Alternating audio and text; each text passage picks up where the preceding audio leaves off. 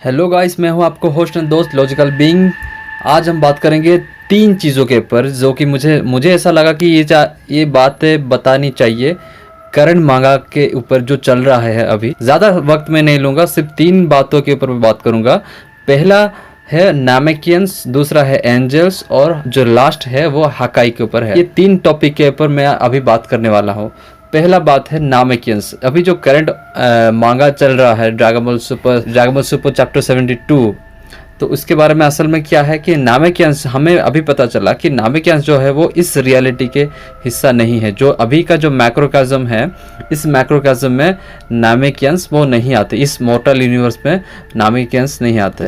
लेकिन ये जो नामेकियंस नहीं आते, इसका मतलब क्या है? इससे हमें बहुत अच्छा क्लू मिलता है कि नामेकियंस जो होते हैं वो मतलब हायर रियलिटी से आते हैं, मतलब अदर रियलिटी से आते हैं। जैसे कि अभी हम बात करते हैं कि हमें ये भी स्पॉइलर मिलता है कि जैसे कि एक ड्रैगन होता है, बहुत सारे ड्रैगन्स होता है, मतलब अल्टीमेट ड्रैगन हम सब जानते हैं कि जारामा हम जानते हैं, फिर सुपर शेनरॉन होता है, फिर उनका एक रेस होता है जो कि उनका एक दूसरा यूनिवर्स होता है या फिर उनका एक दूसरा रियलिटी होता है। हो सकता है वो हायर रियलिटी हो सकता है।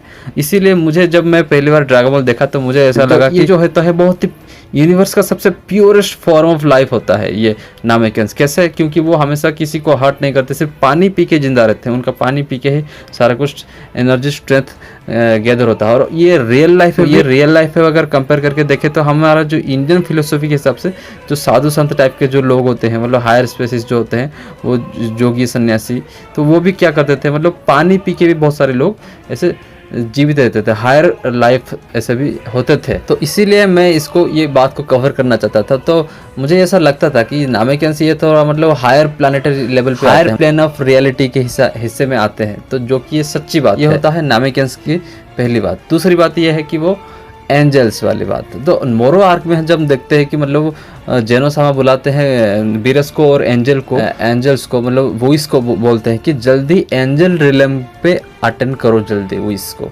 ऐसे बोलते हैं कि जल्दी एंजल रिलम में आ जाओ।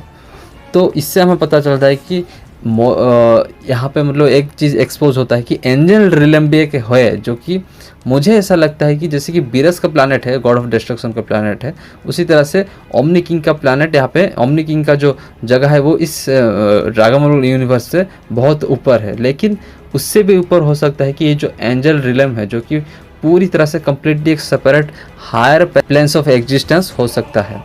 ये है एक दूसरा पॉइंट। और तीसरा पॉइंट, सबसे आखिरी और इम्पोर्टेंट पॉइंट ये है कि हकाई एनर्जी की इसके ऊपर मैं बात करना चाहता हूँ कि बहुत ब्रीफली मैं बात करूँगा कि हकाई एनर्जी, जैसे कि हम सब जानते हैं हकाई एनर्जी ऐसा क्या होता है, की के माध्यम से ड्रैगन बॉल जो वर्स है वो की के माध्यम से चलता है। और की के माध्यम से हम बहुत सारा कुछ काम कर सकते हैं, मतलब रियलिटी रैपिंग से लेके टाइम मैनिपुलेशन, स्पेस मैनिपुलेशन, फिर क्लोनिंग है, जैसे कि हो गया, फिर हम डिस्ट्रक्शन हो गया, की ब्लास्ट हो गया, की सेंसिंग हो गया, मतलब आप जो चीज़ें सोच सकते हैं वो चीज़ हम इस की के माध्यम से कर सकते हैं। लेकिन जैसे कि आप सब जानते हैं डिस्ट्रक्शन कैपेसिटी की का क्या हो सकता है, डिस्ट्रक्शन कैपेसिटी अनइमेजिनेबल हो सकता है। मतलब dragon ball, beginning of dragon ball में हम सब सोचते थे कि मतलब बहुत सारे यूट्यूबर्स को मैंने देखा है कि वो बोलते हैं कि हकाई को एटॉमिक लेवल डिस्ट्रक्शन बोलते हैं, मतलब एटम बिखर जाना होता है वो हकाई करता है, लेकिन वो गलत बात है।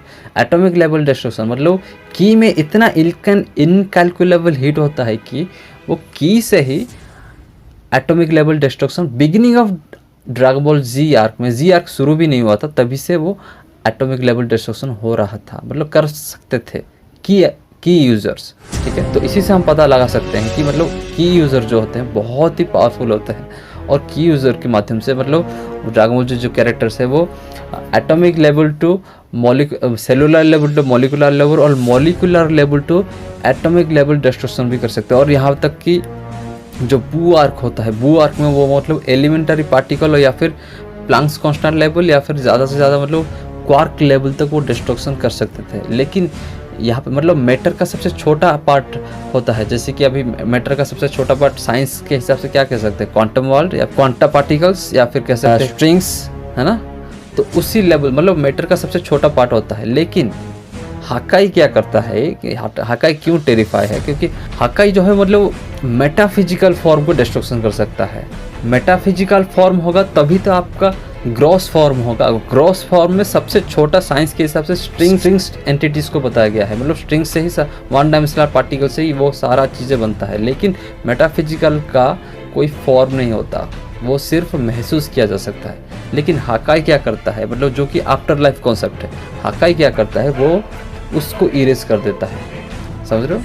तो उसको इरेज कर देता है हाकाई, मतलब ये बहुत ही टेरिफाइड चीज़ है। इसलिए हम देखते हैं कि मतलब वेजिटा जो होता है वो एक मतलब कितना गुना यूनिवर्सल बस्टर हो सकता है, मतलब कितना, मतलब उसका मल्टीप्लायर का कोई हिसाब ही नहीं है कि कितना टाइम यूनिवर्सल बस्टिंग हो सकता है अपने करंट स्टेज में। लेकिन उसको एक छोटा सा कंकड़ पत्थर को हकाई करने के लिए, इरेज करने के लिए उसको कितना एफर्ट लगाना पड़ रहा है, आप देख रहे हो उस मांगा पैनल में। तो जैसे कि हम ये भी जानते हैं कि यूरेस भी बोलता है कि की के माध्यम से तुम एक पत्थर को एटॉमिक लेवल डिस्ट्रक्शन कर सकते हो या फिर स्ट्रिंग लेवल डिस्ट्रक्शन कर सकते हो, जब मोर पावरफुल यूजर ऐसे कर सकते हैं। लेकिन हकाई के माध्यम से उसका वजूद ही नहीं रहेगा, मतलब उसका मेटाफिजिकल फॉर्म ही नहीं रहेगा, उसका एनर्जी पूरी तरह से बिखर जाएगा, उसका कभी भी एनर्जी फॉर्म फिर से गेन नहीं हो सकता।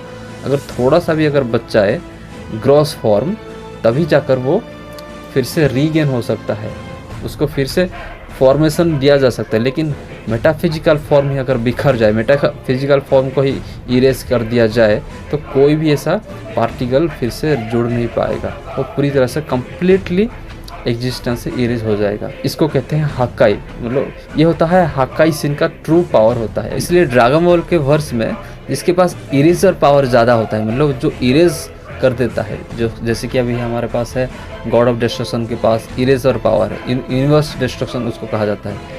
लेकिन डिस्ट्रक्शन और इरेजर में बहुत अलग अंतर होता है। डिस्ट्रक्शन में मतलब एक बंदे मतलब वर्ल्ड को वॉइड में कन्वर्ट कर दे, वॉइड में, लेकिन वॉइड में एटम रहेगा। लेकिन एक इरेजर होता है जहाँ पे मतलब मेटाफिजिकल फॉर्म ही नहीं रहेगा। एक यूनिवर्स को डिस्ट्रक्शन करने में डिस्ट्रक्शन और इरेज करने में बहुत ज़्यादा एनर्जी खर्च होता है। लेकिन जेनो के पास ये क्या है, अनलिमिटेड है।